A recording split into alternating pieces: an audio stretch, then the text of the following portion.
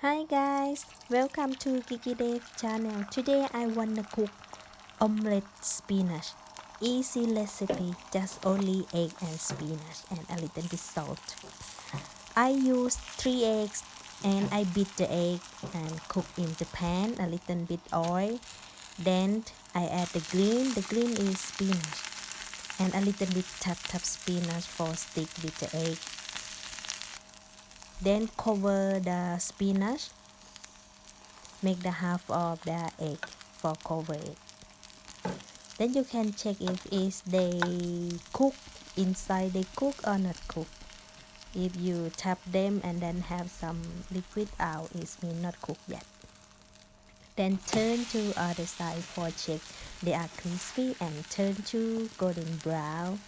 If they are turned to golden brown, it means everything done. Place up. Enjoy for my cooking. If you like, please subscribe and like and share to my channel. Thank you for watching. See you next video. Thank you. Bye bye.